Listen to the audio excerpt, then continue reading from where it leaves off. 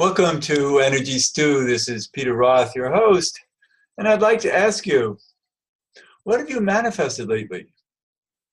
I'll bet a lot. Are you happy with it? How great a manifester are you? I'm sure you're very powerful, but maybe we can be powerful in even more strategic ways. So to learn how to do that, we're going to speak to the author of a book called The Creation Frequency. Tune into the power of the universe to manifest the life of your dreams. Oh, that's great. And so we're going to be talking with Mike Murphy, the author. Mike, welcome to Energy Stew. Good morning. Nice to be with you. Yeah, same here. And this is powerful stuff. And you know because you saw it operating in your life. Right. And you even met a mystery man who was mysteriously teaching you these secrets of manifestation. Yeah, let me just say, I loved your entry because you asked the audience, what have you manifested lately? And do you like it? Because the truth is we manifest everything in the physical world by our thoughts, our imagination, and our emotion, what emotion we attach to it. So everybody's doing this, but most people are doing it unconsciously. And what the creation frequency is about is get people to do it consciously. And then you bring into what you truly desire, not what someone else has programmed you to desire. And there's a big difference in that. So, and then we find freedom and we get to take our power back. So, in my case, my life was a complete mess. I grew up in an alcoholic home, and at 14, I became a runaway, a juvenile delinquent when I was kicked out of a bunch of schools, arrested a bunch of times, tons of car accidents, and just a really bad guy. And then finally, I couldn't take it anymore. I couldn't stand myself anymore. And I was 23 and I had a 2-month-old daughter and a wife, and I just walked out on them. And created more mess in my life. And so I found myself a couple of years down the road, divorced and totally lost, no education, no money, no future. And I was in a 12-step program, and someone in there said, hey, your life is a real mess, and but I know someone might be able to help you. And so he introduced me to what I call in the book the mystery man. His actual name is Doug Fitzgerald. And he taught me the law of attraction, the secret, the principles of manifestation in a way that I've never seen taught anywhere else. And that was in 1982. So I used it for like 25, 30 years to create turn my life completely around. Just like, unbelievable speed things started to happen because I had focus of what I wanted. And he taught me to use the law of attraction with the power of sound. So if I can, real briefly, I'll just tell you how that worked. He said, come here 1 hour a week for 7 weeks and you'll get everything you truly desire in your life. And so the first 6 weeks were all about writing an intention. And the power in writing an intention is what he taught me is there's no difference between imagination and reality, because what we imagine will eventually become our reality. So we would write these intentions as if they already existed. For example, the first week, the most important thing in my life was to reconcile with my wife, who I was divorced from, who hated me, was going out with a doctor, and get my family back together. So the first intention was, I love how happily married Lisa and I are. I love how Michelle thrives in this marriage, right? The reality is I'm going over there once a week picking up my daughter. She's on a date, but this is how we paint these pictures in our mind, and they come into our physical reality. So then there were 5 more intentions. Week 7, he brings out a boom box. So I know I'm dating myself, I know. And he puts in a cassette tape of theta brainwave music. And then he hands me a relaxation script, a microphone, and a tape recorder, and my 6 intentions. And he has me record, while the theta brainwave music is playing, he has me record the relaxation script because he wants me to put me into like a self-hypnosis state, get the brain slowed down. So right now we're in beta, right? We can't grasp too much. Slow it down and then pierce that conscious mind, get into that subconscious mind. Interesting note, right now your subconscious mind, my subconscious mind is taking in over 1 million bits of information every single second. And then the supercomputer goes through those million bits of information and delivers 40 bits of information to our conscious mind. Now, what 40 bits of information does it choose? What it thinks we desire based on our self-talk, what we talk to other people, our habits, et cetera, et cetera. So once we get organized and we tell that subconscious mind what to deliver to us, then all of a sudden the right people start showing up, the right funding, the right opportunities, the right relationship, the right love, blah, blah, blah. Okay, so that's what he did. And so I started listening, and then he said, just listen every morning, every night. So two things are happening. One, I'm telling that subconscious computer what I want, okay, so it can go out and look, because it's connected to the creator, the one infinite mind, the creator of all, and it's connected to all these other infinite conscious computers out there in other human beings, right? So there's this connection going on. Think of the cloud today, right? We're doing this broadcast, through the unseen world. So we know that exists, right? That's what I love about today's world. The law of attraction is ancient teaching, but quantum physics and science now is saying, yeah, it really works this way. This is how the universe evolved. And using the power of sound, here's why it's so brilliant. Whether the Bible is absolutely exact, but there's a lot of good teachings in there, right? And in the Bible, the story of creation is God spoke this physical reality into existence using the power of sound. And so that's why I think the Mystery Man was so brilliant. Where he came up with this, I don't know. And so we've made it so much easier for people. We have an app. We have an online course. We'll really show you how to own this. And when you get free of this insane asylum and you move from here to here, from the head to the heart, the hardest journey we all must take, only 18 inches, and everyone will take it.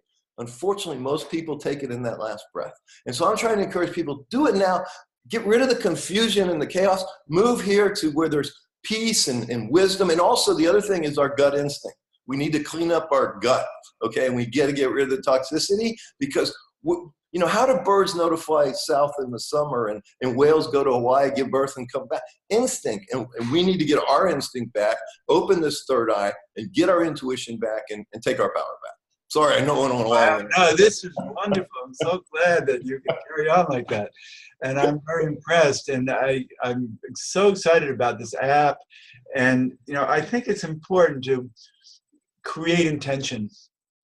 And in ways that, and I want to talk more about that, how to create intention appropriately. But I love the fact that if you can do it in the most harmonic state, and the theta state is a very deep state, and to allow ourselves to be very present with ourselves when we do this. Now, that's great, and it works. And many years ago, I wrote down intentions, and I put them away, and when I went back to them years later, they had all come true. Right. Isn't it amazing? It's amazing. But they were in alignment with who I needed to be. Right. And I'm so grateful for the life I've been given.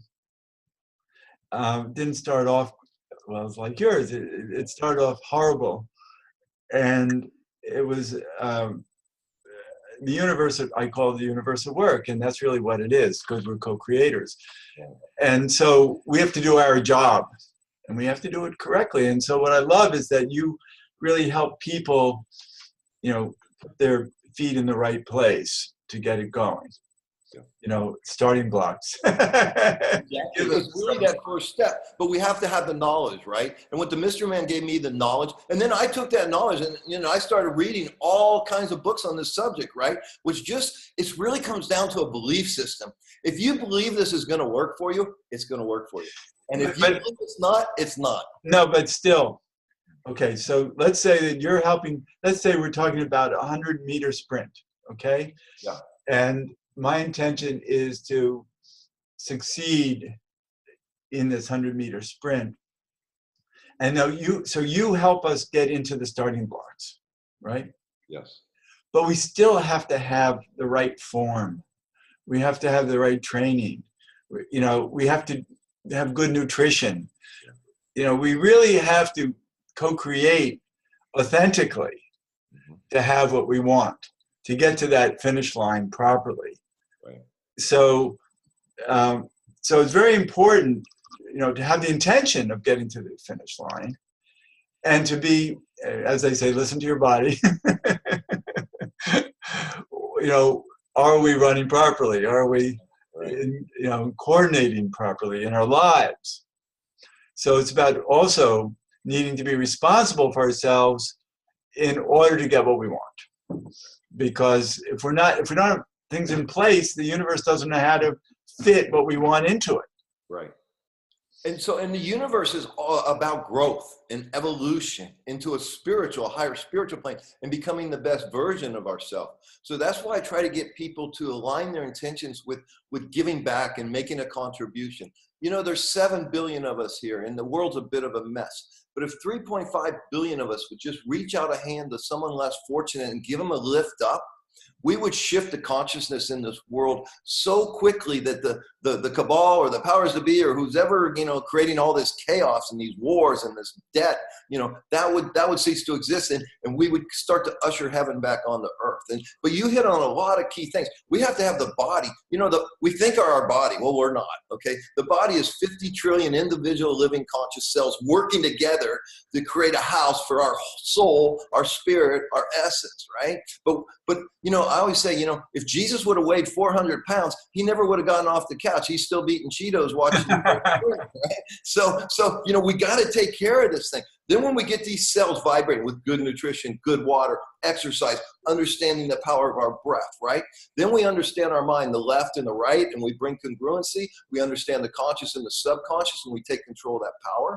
And then we go to the heart and any emotional wounds. You know, I work a lot with women with cancer, and I can promise you almost all disease, illness starts with some emotional wound because we block the energy and then we mess with the immune system and then the body. I agree. Right? Yeah, I think all physical ailments are psychosomatic. Yeah, with the exception of maybe severe toxicity, right? But for the most of us, you know, all of our illness is self-induced. I think we attract. Well, there you go. It's a law of attraction. So we're you know, now you're going a little deeper because you're right. If you're totally conscious, aware, awake, you're going to avoid that toxicity because you're going to see it before it evolves. Your intuition, right? So. Yeah. You'll know not to go there. But we all have shadows that there are things that we can't see. Yeah. So we can't beat ourselves up for imperfections in life when there are lessons plans for all of us that we have to get through. We can't just have the intention, I'm not going to have any more lesson plans. No. Life doesn't work. Life will beat you up until you surrender, right? We have to surrender to the power of life. And then see, what I love about my life today, sometimes I feel like, am I breathing or being breathed? I feel as if today things happen through me. Okay, I'm the one that sabotages and screw them up when I get involved, right? But if I just let go and let it happen through me, so much more beautiful results. And without all the stress and the agony. Now you have tension, and now it's down because I let life flow through me, but my intentions are pure. And you know, I'm at a point in life where, you know, I can pour my heart and soul into serving others, right? So that I get amazing blessings from that.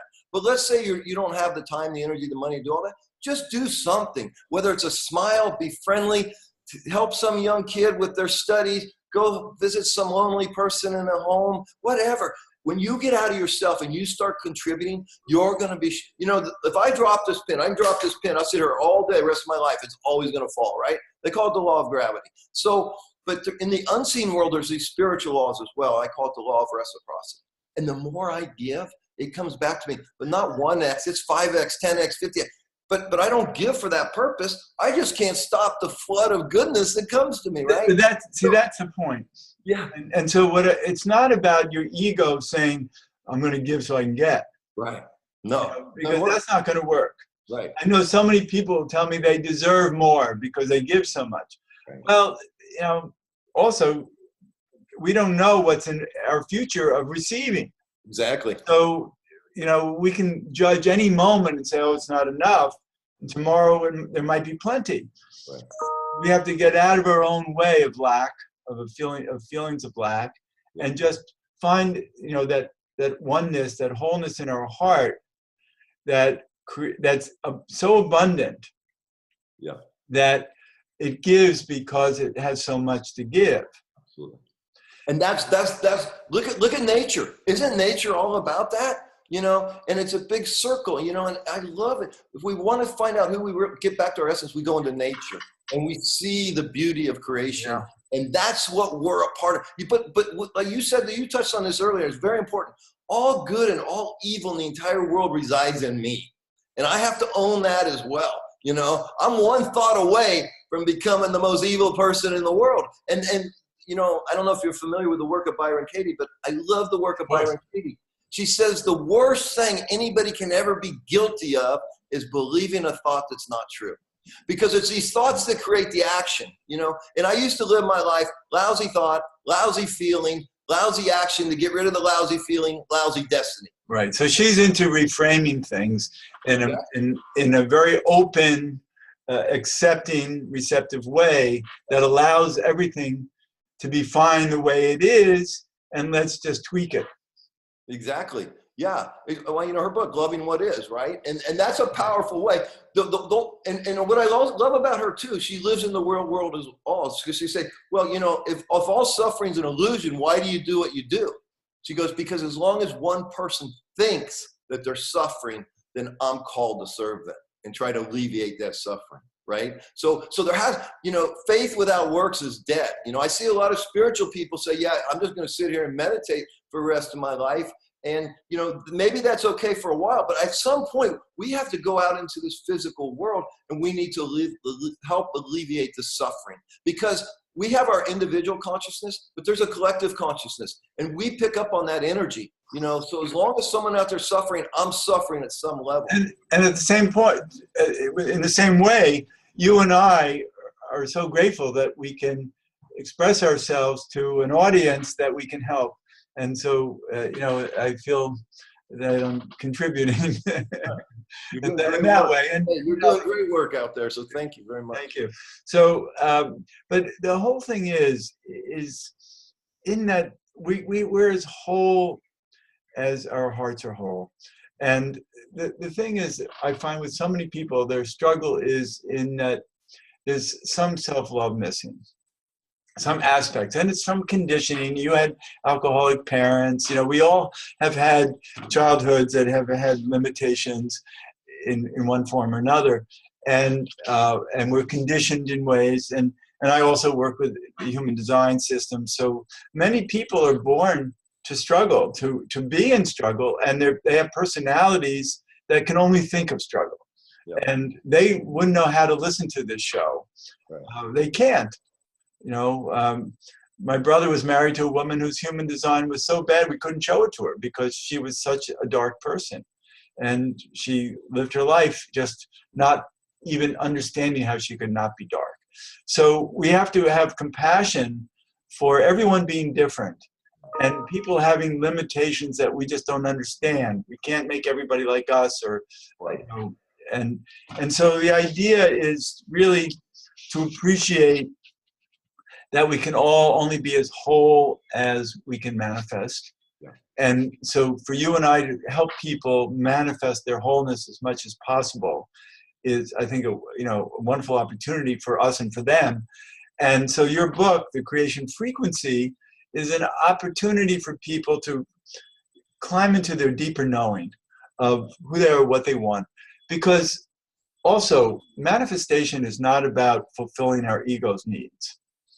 And the more we are governed by our egos, the more it'll drive us down paths of suffering. Yeah. And so we have to get out of our own way in that form. Yeah. And life is, I think, is always trying to teach us that as well. You know, what you're talking about really is dissolving the story, that identity with our story, our ego. Because, you know, what determines our story? You know, I was born white in the 50s in America. Okay, did I have an advantage over most of the world? Absolutely, I understand that, right? You know, I think they really screwed up in the Bill of Rights here that said, you know, all men are created equal. No, we're not created equally. Some have a lot of advantage over others. We should all be treated equally. And then that's the breakthrough that we need to have, because we all come with challenges, right, and circumstances. And it's really breaking free and evolving above that. So when we can get out of the ego and out of the story and into the heart, that's what happened to me. It was actually 7 years ago yesterday, my young wife passed away after a 9-year battle with breast cancer. Oh, I'm sorry. It was in that total devastation and grief that God or life or creator, whatever you want to call it, was able to finally come in and just fillet open my heart and take out all the self-centeredness, the arrogance, the stupidity, and replace it with love and a desire to serve, right? And so that was the beginning of my rebirth of becoming a better version of myself. But it was through devastation and loss, you know. And unfortunately for me in my life, that's usually how I learn. I have to go through the suffering to rise above and figure out, okay, I don't like this pain. What do I got to do to get out of it, right? And so that's how we grow, you know. But but not everybody has to grow. Like the mystery man, I was in a little bit of pain, but he gave me the tools and the education to understand how the law of attraction works. And so then I could start attracting into my physical reality the things I truly desired, and made me a better person. Yeah, that's wonderful. And look what you manifested. And Yeah. so you manifested him too. So There you go. Right. There's no doubt, right? So we have to be grateful. Actually, there's a lot in this about manifesting through gratefulness. Yeah. Even in the future, see it as a present that you're grateful about. Yeah. And that's how you teach people how to create their intention through believing it's already true. Yes, exactly.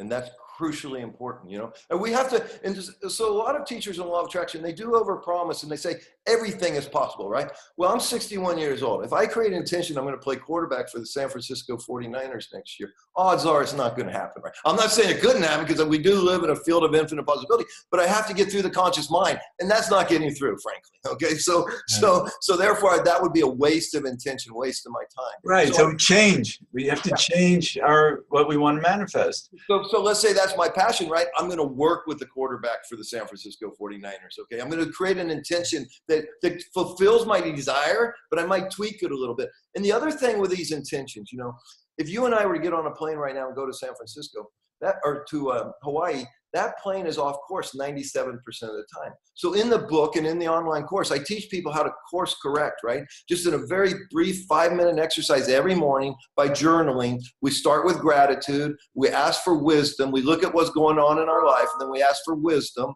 and then we end in love. And that's the way I journal. But if we do that every morning, you know, because like I created an intention to create this healing center in Medellin, Colombia, right? And it was going to be for women with cancer. Well, after doing it and doing some retreats, I realized, no, the better thing is for anybody with illness or wants to have preventative care should come there, right? So I'm co-creating this with the creator of all. And so I have to listen to these downloads that I get to make it the best intention that I can. Right. I work with the human design system, and in that system, it says that 70% of the population are what's called generators. And we have this motor that we think that stirring the pot makes life work. And we throw everything in the pot and expect to be manifestors by throwing everything in the pot. And the theme of us, 70% of the population, is frustration, because the pot isn't as responsive as we think it should be. And what I tell people is that we're not direct manifestors, we're indirect manifestors. We are creating intention by stirring the pot, sending that intention out into the universe. But the more we keep our eye on the pot, the more we miss the opportunities that show up in life. Exactly. And so our job is to keep our eye on the periphery. Life comes out of left field, always with great opportunities according to our intention, but it might not look like it's coming from our own pot. Exactly. So that's brilliant, right? So, you know, I teach the exact same thing. You know, I want your intention to be specific and flexible. Okay. Right, exactly. That's why each morning you wake up and go, and I course correct, right? Flex today. Yep, exactly. It's that simple. Can I make an offer for your viewers and listeners here? Sure. Along with the book, you know, we created this online course. It spent a lot of time, energy, and money. We actually filled it in South America. And I'd like to offer that as a gift. So what we've been doing is people go to Amazon, Barnes & Noble, they buy the book. I think it's $8, $9 Kindle, 12, 13 bucks on paperback. And just send proof of purchase. Email us proof of purchase at special offer at thecreationfrequency.com. And we sell this course for $397. We'll give it to you for free. Just send proof of purchase that you bought the book. We really want you to get this. And when you take this course, you're going to be doing work inside it. You're going to be writing your intentions. You're going to be moving from the head to the heart and putting up, and then you can print it. You'll have your own blueprint. You know, most of us spend more time planning our vacation than we do planning our life. If you take this simple little course and then you'll have a blueprint for your life, The app is free at iTunes and Google Play, the Creation Frequency app. It's a recorder. It's already embedded with high frequency music. So everything's free. So for 12, 8, 9, 10, 11, 12 bucks, whatever it is, you get this valuable course where you can really go deep, and you'll see how science proves that this really works and how you're already doing it. Now you're going to do it consciously with intention, and you get the app and the book and the course, and then we can go out and make the world a better place. That's my real passion. Right, and there's so many levels that we can intend for. Exactly. And for, you know, ourselves, our family, and for communities in the world. And perhaps if reincarnation actually exists, for our future selves as well. So I love that. And so, you know, this is an opportunity to focus. You know, but just focusing on, let's call it just not focusing on the future, but focusing on the opportunity of the future. But that's all. It's only opportunity that manifests itself as it goes along, reforming each day. But as long as we stay tuned to the big intentions that we have of fulfillment in our lives, of love and happiness and sharing and giving and receiving, you know, then let life do it its way. Exactly. Yeah. I mean, I mentioned earlier, I had this unique experience too. You know, I fell in love with this beautiful young woman, and she's 15 years younger than me. And we worked together for 7 months. She was falling in love with me. I didn't know it. I was falling in love with her. She didn't know it. We compared notes. We started this difficult relationship, but just, you know, twin flames. What Plato talked about, twin flames, soulmates, right? And then imagine 9 months into this, I find a stage 3 tumor into her breast, and she's 29 years old. And so we go through 9 years of fighting this illness, not knowing what I know now as far as the healthcare system and really healing modalities. And Right. Otherwise, she'd still be alive. And so that's why after she passed, you know, I started this foundation. I've worked with over 300 women now face to face that are fighting this disease. And the protocol is always the same. Cut off both breasts, put a hole here, fill it with poison, and burn them at the end and wish them good luck, right? So we're trying to build a healing thing where people can go and heal. But my point is that, you know, we don't know what life is going to bring to us, right? We're writing a new book on death right now, and my co-author is a really strong advocate of conscious dying, right? He says, we're all going to die, but we just don't know when. And so it's really important that we live each moment in that present moment, you know, and our intentions are great and everything. As long as we have them, we're moving towards something, right? So why don't we tell the creator and our mind and everything what we want to move towards, okay? And then we can move towards it, and life flows. That's the whole point, is to get out of ourselves and you know, does a bird have to buy food, and does a deer have to have a mortgage, right? We need to get our freedom back, you know, and get out of this debt and really own our lives again. And it's really about, as you touched on, fulfillment and family and love, and get the use of life. Get into and allow the alignment of co-creation. Exactly. So we're really out of time. Mike Murphy, the author of The Creation Frequency, and people can go to thecreationfrequency.com, right? Yes, sir. Exactly. And there's a lot of free videos there. There's enough there free that you can get this. Okay. So just please get it. I don't care how you get it. Just get it. Right. And this is wonderful talking with you. Thanks so much. And this is Peter Roth, your host of Energy Stew at prn.fm. I can be reached at peter@heartriver, HEART river.org, or 212-222-7748. I'd love to hear from you. And thanks so much for listening.